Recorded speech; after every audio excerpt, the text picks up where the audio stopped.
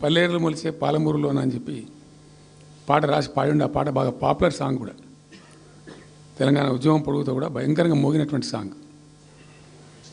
So అట్లా జరుగుతూ ఉంది. మేము ఏడుస్తా పోయినాం, చూస్తా పోయినాం. ఆ ఉన్న ఒకటి రెండే ప్రాజెక్టులు, ఒకటి బచావతి పెడితేనేమో జూరాల గతి అది. అప్పుడు చంద్రబాబు నాయుడు గారి స్లోగన్ సమైక్య రాష్ట్రంలోనే సమగ్ర అభివృద్ధి. నేను ప్రథమ మహాసభకు పాలమూరు జిల్లాకు పోయినా, మహబూబ్నగర్ టౌన్లో పెట్టాం. పెద్ద భారీ మీటింగ్ జరిగింది, దాదాపు 70,000 మంది వచ్చిండ్రు. ఆ మీటింగ్లో నాకు బాగా కోపం వచ్చి, ఏమయ్యా చంద్రబాబు నాయుడు, అప్పటికి ఏందంటే కర్ణాటకకి కొంత ముంపు ప్రాంతం ఏమిటి, జూరాల ప్రాజెక్టులో ఏంటంటే కొద్ది ముంపు ప్రాంతం కర్ణాటక రాష్ట్రంలో ఉంటుంది. ఒక 13 కోట్ల రూపాయల వరకు కాంపెన్సేషన్ కట్టాల్సి ఉండే, కట్టడు, ₹1 కట్టడు. ఏమయ్యా చంద్రబాబు నాయుడు గారు, నువ్వు దత్తత తీసుకున్నావు, కథ తీసుకున్నావు, డైలాగులు చెప్తున్నావు, ఇక్కడ చచ్చిపోతాను జనము, బొంబాయికి వలసలు పోతుండ్రు. ఇటువంటి పరిస్థితులలో కూడా కర్ణాటకకు డబ్బులు కట్టడానికి డబ్బులు లేవా? ఇదేనా సమైక్య రాష్ట్రంలో సమగ్ర అభివృద్ధి అంటే? బట్టిగా బ్యారేజ్ ఆ గోడలకు కట్టిన విడిచిపెట్టేది చూసి తమాషా పడన్నా అని చాలా తీవ్రమైన విమర్శలు చేశాను. మోకాళ్ళ మీద పరిగెత్తి కట్టిండి చంద్రబాబు నాయుడు. అప్పుడు ఆ కర్ణాటక చెల్లించాల్సిన కంపెన్సేషన్ ఏదైతుందో మోకాళ్ళ మీద ఉరికి నా దాడి తట్టుకోలేక కంటిన్యూగా పెట్టాను. దాని తర్వాత చంద్రబాబు నాయుడు పార్టీకి సంబంధించిన ఎమ్మెల్యేనే ఆర్డీఎస్ దగ్గర బాంబులు పెట్టి పేల్చేయడం, అది మీ అందరికీ కూడా తెలుసు. బాంబులు పెట్టి పేల్చడం 2 సార్లు 3 సార్లు పేల్చారు. నేను ఫస్ట్ ఉద్యమంలో, తెలంగాణ ఉద్యమం స్టార్ట్ అయిన తర్వాత నేను ఎంచుకున్న ఎజెండా, నా ఎజెండాలో మొదటి పాదయాత్ర నేను చేసినటువంటిది జోగులాంబ టు గద్వాల పాదయాత్ర చేసిన.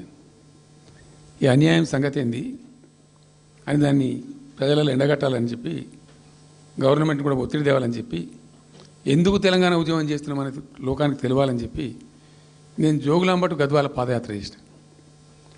దాన్ని మొత్తం అసలు కంప్లీట్ 80,000 ఎకరాలకు బారాల్సినటువంటి ఆ ఆర్డీఎస్ కెనాలు 15,000 ఎకరాలు, 10,000 ఎకరాలు, 20,000 ఎకరాలకు వచ్చింది, తగ్గిపోయింది. అడిగే నాతుడు లేడు. నేను అంతకు ముందే, పాదయాత్ర కన్నా ముందే స్వయంగా మేమందరం జిల్లా మహబూబ్నగర్ జిల్లా నాయకులు నేను కలిసి, ఆర్డీఎస్ హెడ్ వర్క్స్ ఎక్కడ ఉంటాయంటే కర్ణాటకలో ఉంటాయి, రాయచూరు దగ్గర. అక్కడ దాకా పోయి మొత్తం ఆశాంతం ఆ కాలువ పొడవుతో తిరిగి అర్థం చేసుకొని, ఆ తర్వాతనే నేను గద్వాల టు మన ఆలంపూర్ టు గద్వాల పాదయాత్ర పెట్టాం. తిరిగి దాన్ని ఎక్స్పోజ్ చేసినాం. అప్పుడు అక్కడ గొడవ చేస్తే మళ్ళీ అప్పుడు జూరాల లింక్ కెనాల్ని మొదలుపెట్టింది చంద్రబాబు నాయుడు. జూరాల టు ఆర్డీఎస్కు లింక్ కెనాల్ అని మళ్ళీ డ్రామా కట్టి, అంటే ప్రతిసారి ఏమార్చడము, తెలంగాణ ప్రజలను ఒక రకమైన దగా చేయటం తప్ప రాలే, ఒక డ్రాప్ వాటర్ రాలే, ఎప్పుడు రాలే. సరే కొట్లాడుతూ పోయినాం, ప్రజలు బాగా కలిసి వచ్చిండ్రు, సందర్భం కలిసి వచ్చింది, తెలంగాణ అదృష్టం బాగుంది, తెలంగాణ రాష్ట్రం ఏర్పడింది.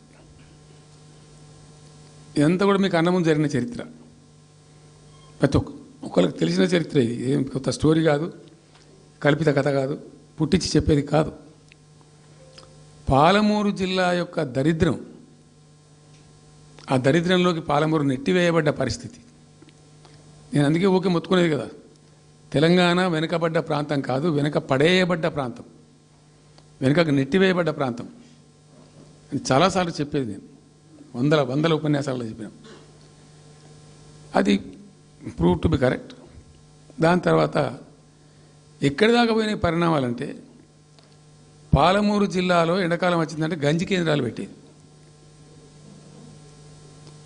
ఏడిసినాం మేము ఒకరోజు, గంజి కేంద్రాలతోని పాలమూరు, ఎందుకంటే యువకులంతా పాపం వలస ఉన్న ముసలి వాళ్ళు చచ్చిపోడు, తిండి దొరకక, దానికి గంజి కేంద్రాలు పెట్టి కమ్యూనిస్ట్ పార్టీలు వాళ్ళు వచ్చేది కొంత అలవాటు చేసి ప్రజలకు కొంత గంజి పోసే ప్రయత్నం. చివరి గంజి కేంద్రాలు పెట్టే స్థాయికి దిగజారిపోయింది పాలమూరు. కృష్ణా నది 300 కిలోమీటర్లు పారే జిల్లాలో చాలా దారుణం పోయింది. లివ్వా అంటే కేటాయింపులు ఉన్నాయి, పత ఉంది, కార్ఖానా ఉంది, అప్పర్ కృష్ణా పేరుంది, తుంగభద్ర కాలువ పేరుంది, రకరకాల బీమా ప్రాజెక్టు పేరుంది, అన్నీ ఉంటాయి. కానీ రాదు చూడడానికి మళ్ళీ ముఖ్యమంత్రి దత్తతలో ఉంటుంది.